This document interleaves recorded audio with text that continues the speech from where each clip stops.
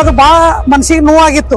ಬಸವನಗೌಡ ಹಂಗ ಮಾತಾಡಿದ್ದು ಏನ್ ಮಾತಾಡ್ತಾನ, ಏನ್ ಇದು ಕೊಡ್ತಾನ, ಇವ ಏನ್ ಬೈಟ್ ಕೊಡ್ತಾನ ಬಸವನಗೌಡ, ಮುದಿಗಿದ ಇಲ್ಲ ಅಂತ ಹೇಳಿ ನಾವು ಮಾತಾಡ್ತಿದ್ದೇವೆ. ದಲಿತರ ಹೆಣ್ಮಕ್ಳಿಗೆ ಕೊಟ್ಟ ಮದ್ವೆ ಮಾಡವ ನೀನ್ ಯಾರು ಅಂತ ಕೇಳಕ್ ಇಷ್ಟಪಡ್ತೀನಿ ನಾನು. ಬಸವನಗೌಡ ಯತ್ನಾಳ್ನಾಗ ಮತ್ತೆ ನಿಮ್ದ್ರದಾಗ ಕಾದ್ರಿ ಹೋಗಿಲ್ರ, ನಿಮ್ಗೆ ಏನ್ ವ್ಯತ್ಯಾಸ ಉಳ್ದೈತೆ ಅಂತ ನೀವು ಮಾತಾಡತ್ತೀರಿ.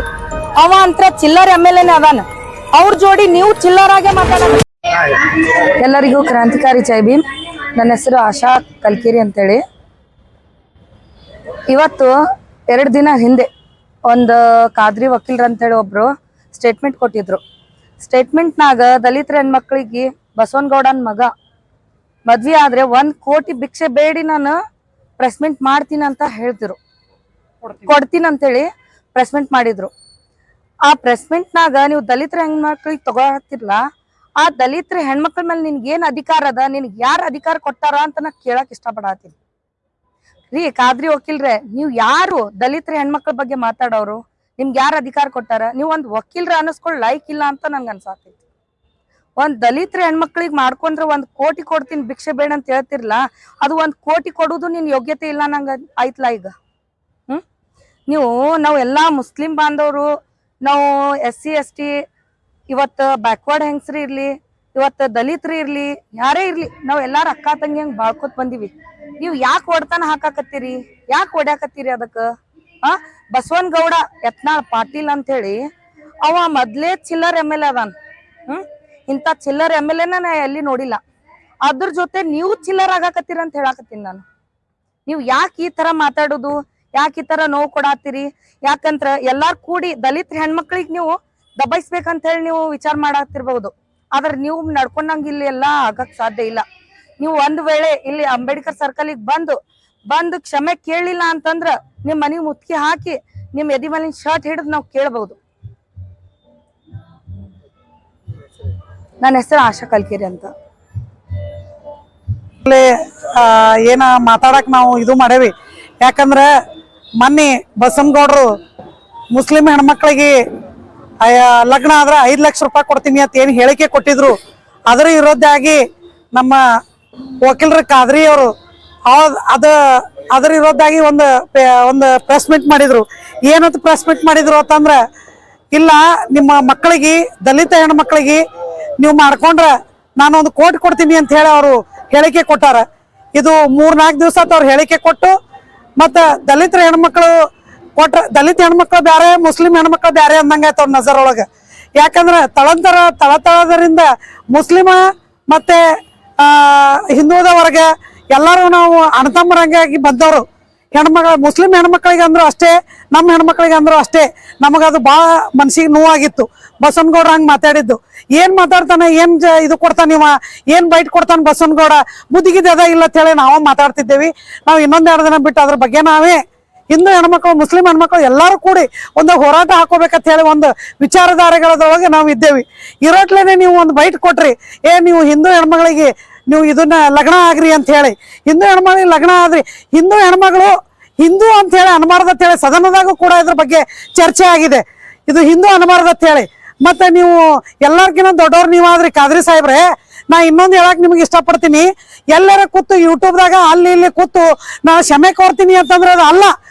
ಇಲ್ಲಿ ಅಂಬೇಡ್ಕರ್ ಚೌಕ್ನ್ಯಾಗ ಬಂದು ನಮ್ಮ ಸಮಾಜ ಮುಖಂಡರದಾರ, ನಮ್ಮ ಸಮಾಜ ಲೀಡರ್ಗಳು ಅದಾರ, ಎಲ್ಲರ ಮುಖಾಂತರ ನೀವು ನನಗೆ ತಪ್ಪಾಯ್ತು ಅಂತ ಕೇಳಿಲ್ಲಪ್ಪ ಅಂತಂದ್ರ ನಿಮ್ಮ ಮನೆಗೆ ನಾವು ಎಲ್ಲಾ ದಲಿತರ ಸಮಾಜದವರು ಎಲ್ಲಾರು ಬಂದು ನಿಮ್ಮ ಮನೆಗೆ ನಾವು ಮುತ್ತಿಗೆ ಹಾಕ್ತೇವೆ ಅಂತ ಹೇಳಿ ಈ ಸಂದರ್ಭದಲ್ಲಿ ಹೇಳಕ್ ಇಷ್ಟಪಡ್ತೀನಿ. ಈಗ ಆ ಬಸವನಗೌಡರು ನಿಮ್ದು ವಿರೋಧ ಆಗ್ಯದ, ನಾವ್ ಅದಕ್ಕೇನು ಹೇಳಿಕೆ ಕೊಡಂಗಿಲ್ಲ ಅಂತ ನಾವು ಹೇಳಂಗಿಲ್ಲ. ಅವ್ರಿಗೆ ನಿಮಗಂದ್ರು ಅಷ್ಟೇ, ನಮಗಂದ್ರು ಅಷ್ಟೇ. ದಲಿತರಿಗೆ ಅವೇನು ಪ್ರೀತಿ ಮಾಡಂಗಿಲ್ಲ. ದಲಿತರ ಮುಂದೆ ದಲಿತರ ಅಂತಾನ ಹಿಂದೆ ಚೂರಿ ಆಗ್ತಾನ, ಅದು ನಮಗ್ ಗೊತ್ತಿದ್ದ ಮಾತೇ ಅದ. ಅದು ನೀವು ಹೇಳೋ ಅವಶ್ಯಕತೆ ನಮಗಿಲ್ಲ. ನೀವೇ ನಮ್ಮವರೇ ನಮಗ್ ಕೂತು ನೀವು ಚೂರಿ ಆಗ್ತೀರ ಅಂದ್ರೆ ಇದು ಸರಿಯಲ್ಲ.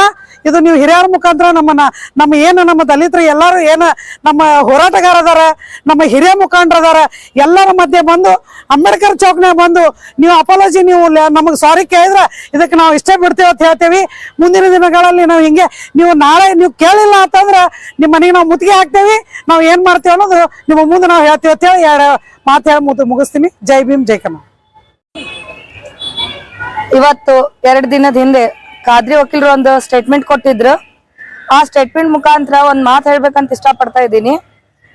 ದಲಿತರು ಮುಸ್ಲಿಮ್ಸು ಬೇರೆ ಇಲ್ಲ ಅಂತ ಎಲ್ಲ ನಾವು ತಿಳ್ಕೊಂಡು ಎಲ್ಲಾ ಅಕ್ಕ ತಂಗಿ ನಡ್ಕೋತ್ ಬಂದಿವಿ.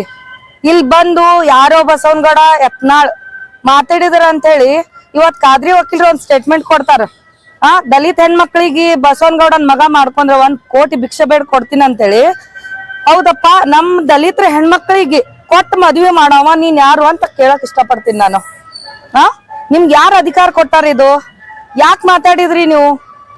ಹೆಣ್ಮಕ್ಳಿಗೆ ಮಾತಾಡಿದ್ರ ನಿಮ್ ತಾಯಿ ತಂದೆ ನಿಮ್ ಅಕ್ಕ ತಂಗಿ ಎಲ್ಲಾರಿಗ್ ಬಂತದು. ನಮ್ ದಲಿತರು ಒಬ್ರೇ ಬಂದಿಲ್ಲ. ದಲಿತರ ಅಂತ ಹೇಳಿ ಬಾಬಾ ಸಾಹೇಬ್ ಅಂಬೇಡ್ಕರ್ ಪೂಜೆ ಮಾಡ್ತೀರಿ, ಎಲ್ಲಾನು ಮಾಡ್ತೀರಿ. ಮತ್ತ ದಲಿತರ ಹೆಣ್ಮಕ್ಳ ಬಗ್ಗೆ ಯಾಕೆ ಕೆಟ್ಟ ವಿಚಾರ ಮಾಡ್ತೀರಿ? ಯಾಕೆ ಕೆಟ್ಟದನ್ನ ಬಯಸ್ತೀರಿ? ಎದಕ್ ದಲಿತರ ಹೆಣ್ಮಕ್ಳಿಗೆ ಟಾರ್ಗೆಟ್ ಮಾಡಾತೀರಿ ನೀವು? ಇಲ್ಲಿ ಬಸವನಗೌಡ ಯತ್ನಾಳ್ನಾಗ ಮತ್ತೆ ನಿಮ್ದ್ರದಾಗ ಖಾದ್ರಿ ವಕೀಲ್ರ ನಿಮ್ದ್ ಏನ್ ವ್ಯತ್ಯಾಸ ಉಳ್ದೈತೆ ಅಂತ ನೀವು ಮಾತಾಡತ್ತೀರಿ? ಅವ ಅಂತ್ರ ಚಿಲ್ಲರ್ MLA ನೇ ಅದಾನ. ಅವ್ರ ಜೋಡಿ ನೀವು ಚಿಲ್ಲರಾಗೆ ಮಾತಾಡಕತ್ತಿರ್ಲ, ಎದ್ರ ಸಂಬಂಧ ಅಂತ ಕೇಳಕ್ ಇಷ್ಟಪಡತ್ತೀನಿ ನಾ ನಿಮ್ದು. ಏನ್ ಒಂದ್ ವೇಳೆ ಬಂದು ನಮ್ ಯಾರ್ ಹಿರಿಯರದಾರ, ನಮ್ ಸಮಾಜದ ಯಾರ್ ಹಿರಿಯರದಾರ, ಪರ್ಸೋಣ ಲಂಬೂಜಿ ಅವ್ರಿಗೆ ಬಂದು ನೀವು ಎಲ್ಲಿ ಸಾರಿ ಕೇಳಲಿಲ್ಲ ಅಂತಂದ್ರ ನಾವ್ ನಿಮ್ ಮನಿಗ್ ಮುತ್ತಿಗೆ ಹಾಕಿ ಹೋರಾಟ ಮಾಡ್ತೀವ ಅಂತ ಹೇಳಿ ನಾನು ಒಂದು ಸಂದೇಶವನ್ನ ನಾನು ಕೇಳ್ತಾ ಇದ್ದೀನಿ. ನನ್ನ ಹೆಸರು ಆಶಾ. ಕಳೆದ ವಾರ ವಿಜಯಪುರ ನಗರ ಶಾಸಕರಾಗಿರ್ತಕ್ಕಂಥ ಬಸನಗೌಡ ಯತ್ನಾಳ್ ಅವರು ಒಂದು ಕೋಮು ಸೌಹಾರ್ದತೆಯನ್ನ ಕೆಡಿಸುವಂತ ಧಕ್ಕೆ ತರುವಂತ ಮಾತನ್ನ ಹೇಳ್ತಾರ. ಮುಸ್ಲಿಂ ಹೆಣ್ಮಕ್ಳನ್ನ ಮದ್ವೆ ಆಗಿ ಯಾರಾದ್ರೂ ಹಿಂದೂ ಹುಡುಗರು ಬಂದ್ರ ಅವ್ರಿಗೆ 5 ಲಕ್ಷ ರೂಪಾಯಿ ನಾನು ಪರಿಹಾರವನ್ನ ಕೊಡ್ತೀನಿ ಅವ್ರಿಗೆ ಅಂತ ಹೇಳುವಂತ ಮಾತನ್ನ ಹೇಳ್ತಾರ. ಅದು ಅವನ ವಿವೇಚನೆಗೆ ಎಷ್ಟರ ಮಟ್ಟಿಗೆ ಅವ್ನು ಯೋಚನೆ ಮಾಡ್ತಾರ ಒಬ್ಬರು ಶಾಸಕರಾಗಿ ಅಂತ ಹೇಳಿ ಅವ್ರು ಆತ್ಮಾವಲೋಕನ ಮಾಡ್ಕೋಬೇಕಾಗ್ತದ. ಅವ್ರ ವಿರುದ್ಧವಾಗಿ ಇವತ್ತು ಸರ್ಕಾರಿ ಅಭಿಯೋಜಕರಾಗಿ ನೇಮಕ ಆಗಿರ್ತಕ್ಕಂಥ ಅಡ್ವೊಕೇಟ್ ಖಾದ್ರಿ ಅವರು ದೊಡ್ಡ ಮಟ್ಟದಾಗ ಒಂದು ಪ್ರೆಸ್ ಮೀಟ್ ಮಾಡ್ತಾರ. ಅಲ್ಲಿ ಪ್ರೆಸ್ ಮೀಟ್ ನಲ್ಲಿ ಇಡೀ ಪ್ರೆಸ್ ಮೀಟ್ ಅನ್ನ ನಾವು ಅವಲೋಕನ ಮಾಡಿದಾಗ ಇಡೀ ಪ್ರೆಸ್ ಮೀಟ್ ನಲ್ಲಿ ಅಸಂವಿಧಾನಿಕ ಪದದ ಹೊರತು ಒಂದು ಸಂವಿಧಾನಿಕ ಹುದ್ದೆಯಲ್ಲಿ ಇರ್ತಕ್ಕಂಥ ವ್ಯಕ್ತಿ ಸಂವಿಧಾನದಲ್ಲಿ ಇರ್ತಕ್ಕಂಥ ಮಾತುಗಳನ್ನ ಆಡ್ಬೇಕು ಅನ್ನುವಂಥದ್ದು ಕನಿಷ್ಠ ಪರಿಜ್ಞಾನ ಕೂಡ ಆ ವ್ಯಕ್ತಿಗಿಲ್ಲ. ಇವತ್ತು ಅಂತಹ ವ್ಯಕ್ತಿನ ತಗೊಂಡೋಗಿ ರಾಜ್ಯ ಸರ್ಕಾರ ಇವತ್ತು ಸರ್ಕಾರಿ ಅಭಿಯೋಜಕ ಅಂತ ಹೇಳಿ ಮಾಡಿ ಗಾಡಿ ಮೇಲೆ ದೊಡ್ಡದಾಗಿ ADGP ಅಂತ ಹಾಕೊಂಡ್ ಅಡ್ಡಾಡ್ತಾನ ಅನ್ನೋ ಯೋಗ್ಯತೆಗೆ ಇವತ್ತು ಅದು ಏನ್ ಹೇಳಿದ್ರು ನಮ್ಗೆ ಕಡಿಮೆ ಆಗ್ತೈತಿ. ನಾವು ಬಾಬಾ ಸಾಹೇಬ್ರು ಬರ್ದಿರುವಂತ ಸಂವಿಧಾನ ಬರ್ದಿರ್ತಕ್ಕಂಥ ಕುಲದಲ್ಲಿ ಹುಟ್ಟಿದೀವಿ. ಹಾಗಾಗಿ ನಾವು ಅಂತ ಭಾಷೆನ ಬಳಸೋದಕ್ಕೆ ನಾವು ಯಾವತ್ತೂ ಇಷ್ಟಪಡೋದಿಲ್ಲ. ಅವ್ರು ಹೇಳುವಂತ ಮಾತು ಇಲ್ಲ ದಲಿತರು ಮತ್ತೆ ಹಿಂದುಳಿದ ವರ್ಗದ ಹೆಣ್ಮಕ್ಳನ್ನ ನಿಮ್ ಮನೆಗೆ ಸೊಸೆಯಾಗಿ ತಂದ್ಕೊಂಡ್ರು ನಾ 1 ಕೋಟಿ ರೂಪಾಯಿ ಕೊಡ್ತೀನಿ ಅಂತ ಹೇಳಿ ಇವತ್ತು ಮಾತಾಡ್ತಾರ. ಹಾಗಾದ್ರೆ ದಲಿತ ಹೆಣ್ಮಕ್ಳು ಎಲ್ರಿಗೂ ಬಿಟ್ಟಿಯಾಗಿ ಬಿದ್ದಿದ್ದಾರೆ ಅನ್ನುವಂಥ ಮಾತನ್ನ ಇವತ್ತು ಖಾದ್ರಿ ಅಡ್ವೊಕೇಟ್ ಅವ್ರಿಗೆ ನಾನು ಕೇಳ್ತಾ ಇದ್ದೀನಿ. ನಮ್ಮಲ್ಲಿ ಸ್ವಾಭಿಮಾನ ಐತೆ, ನಮ್ಮ ಹೆಣ್ಮಕ್ಳು ಸ್ವಾಭಿಮಾನದಿಂದ ಬದುಕ್ತಾ ಇದ್ದಾರೆ. ಹಾಗಾದ್ರೆ ನಮ್ಮ ಹೆಣ್ಮಕ್ಳಿಗೆ ಮತ್ತೆ ದಲಿತರು ಏನ್ ಬಿಟ್ಟು ಬಿದ್ದಿದ್ದೀರಾ? ನಿಮ್ಗೆ ಹೊಟ್ಟೆಗೆ ಅನ್ನ ತಿನ್ನುವಂತ ಕೆಲಸ ಮಾಡ್ಬೇಕು. ವಿರೋಧ ಮಾಡ್ರೆ ಸೈದ್ಧಾಂತಿಕ ವಿರೋಧಗಳು ಯಾವಾಗ್ಲೂ ಇರ್ಬೇಕು. ಆಮೇಲೆ ಟೀಕೆ ಟಿಪ್ಪಣಿಗಳು ಯಾವಾಗ್ಲೂ ಇರ್ಬೇಕು. ಟೀಕೆ ಟಿಪ್ಪಣಿಗಳು ಒಂದು ಚೌಕಟ್ಟಿನೊಳಗೆ ಇರ್ಬೇಕು ಅನ್ನುವಂತ ಪರಿಜ್ಞಾನ ಕೂಡ ಕಾನೂನು ಓದಿದ್ದೇನೆ ಅಂತೇಳಿ ಹೇಳುವಂತ ಖಾದ್ರಿಗೆ ಸ್ವಲ್ಪನಾರು ತಲೆಯಲ್ಲಿ ಜ್ಞಾನ ಇಲ್ಲದೆ ಇರುವಂತದ್ದು ಈ ನಮ್ಮ ವಿಜಯಪುರ ಜಿಲ್ಲೆಯ ದುರಾದೃಷ್ಟ. ಇಬ್ರು ಹೊರತಾಗೇನಿಲ್ಲ, ಖಾದ್ರಿನೂ ಕೂಡ ಅದನ್ನೇ ಆಗಿರುವಂತದ್ದು, ಬಸನಗೌಡ ಯತ್ನಾಳ್ ಕೂಡ ಇಬ್ರು ಹೊರತಾಗಿಲ್ಲ. ಇಬ್ರು ಕೂಡ ಅಸಂವಿಧಾನಿಕ ಪದ ಬಳಕೆ ಮಾಡಿಕೊಂಡು ಜನರನ್ನ ಕೋಮುದೇಶನ ಬೆಳೆಸುವಂತ ಕೆಲಸ ಮಾಡ್ತಾ ಇದಾರೆ. ಮಾನ್ಯ ಜಿಲ್ಲಾ ಉಸ್ತುವಾರಿ ಸಚಿವರು ಇವರಿಬ್ಬರನ್ನು ಕೂಡ ಈ ಜಿಲ್ಲೆಯಿಂದ ಹೊರಗೆ ಹಾಕೋದಕ್ಕೆ ಗಡೀಪಾರು ಮಾಡೋದಕ್ಕೆ ಮಾನ್ಯ SP ಅವರಿಗೆ ಅವ್ರು ಶಿಫಾರಸ್ ಮಾಡಬೇಕು. ಆಮೇಲೆ SP ಅವರು ಕೂಡ ಇವ್ರಿಬ್ಬರ ಮೇಲೇನು ಕೂಡ ಸುಮೋಟೋ ಕೇಸ್ ದಾಖಲು ಮಾಡ್ಕೊಂಡು ಇವರಿಬ್ಬರನ್ನ ಜಿಲ್ಲೆಯಿಂದ ಗಡೀಪಾರು ಮಾಡಬೇಕು. ಸಂವಿಧಾನಕ್ಕೆ ಹುದ್ದೆಯಲ್ಲಿ ಇರ್ತಕ್ಕಂಥ ಇವರಿಬ್ಬರ ಹುದ್ದೆಯನ್ನ ತೆಗೆದು ಅವ್ರು ಸಾಮಾನ್ಯ ಜನರಂತೆ ಇಲ್ಲಿಂದ ಹೋಗ್ಬೇಕಂತೇಳಿ ಮೂಲಕ ನಾವು ಆಗ್ರಹಿಸ್ತಾ ಇದ್ದೀವಿ. ವಿಶೇಷವಾಗಿ ಪ್ರತಿ ಬಾರಿ ನಾವು ಇತ್ತಿತ್ತಲಾಗಿ ಬಹಳ ಜನರ ಮಾತಿನಲ್ಲಿ ಕೇಳ್ತಾ ಇದೀವಿ, ಎಲ್ಲದಕ್ಕೂ ದಲಿತರನ್ನ ತಗೊಂಡ್ಬಂದು ನಿಲ್ಸುವಂತ ಕೆಲಸ ಆಗ್ತೈತಿ. ಹಾಗಾದ್ರೆ ಮುಸ್ಲಿಂ ಹೆಣ್ಮಕ್ಳು ಬೇರೆ, ದಲಿತ ಹೆಣ್ಮಕ್ಳು ಬೇರೆ ನಿಮ್ ದೃಷ್ಟಿಲಿ? ಮುಸ್ಲಿಂ ಹೆಣ್ಮಕ್ಳ ಬಗ್ಗೆ ಮಾತಾಡಿದಾಗ ನಿಮ್ಗೆ ಉರ್ದಿರುವಂತದ್ದು ದಲಿತ ಹೆಣ್ಮಕ್ಳ ಬಗ್ಗೆ ಮಾತಾಡೋ ಪರಿಜ್ಞಾನ ಇರ್ಲಿಲ್ಲ. ನಾವೆಲ್ಲಾ ಹೆಣ್ಮಕ್ಳನ್ನ ದಲಿತರು ಅಷ್ಟೇ ಗೌರವಯುತವಾಗಿ ನಡೆಸ್ಕೊಳ್ತಾ ಇದೀವಿ, ನಾವು ಗೌರವಯುತವಾಗಿ ನೋಡ್ಕೊಳ್ತಾನೆ ಇದೀವಿ.